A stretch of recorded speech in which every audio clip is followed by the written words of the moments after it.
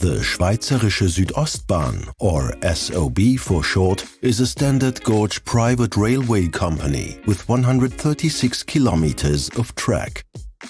59% of the 205 turnouts in total are equipped with a point operating system from Siemens Mobility.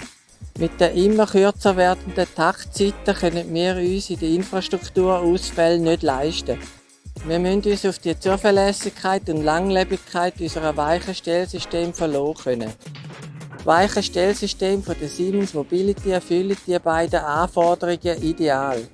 Für uns ist das ein klarer Pluspunkt und Grund, warum wir uns für das Produkt von der Siemens Mobility entschieden haben.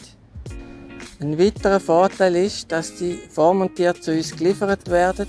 Der Austausch bzw. der Einbau sowie die Inbetriebnahme nehmen daher nur sehr wenig Zeit in Anspruch. Die Beschaffung von diesen Weichenkomponenten ist ganz einfach und unkompliziert. Für die Montage von so einem Weichenverschlusssystem benötigt ganz wenig Zeit.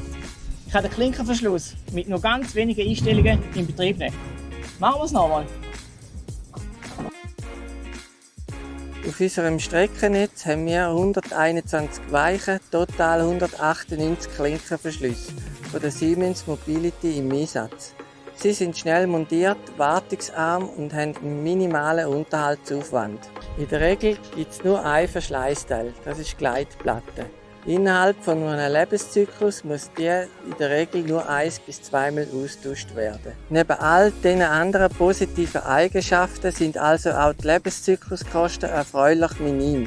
Dank der hohen Zuverlässigkeit und Verfügbarkeit haben wir nur sehr wenig Störungen, was unsere Fahrgäste von der Südostbahn sehr erfreut.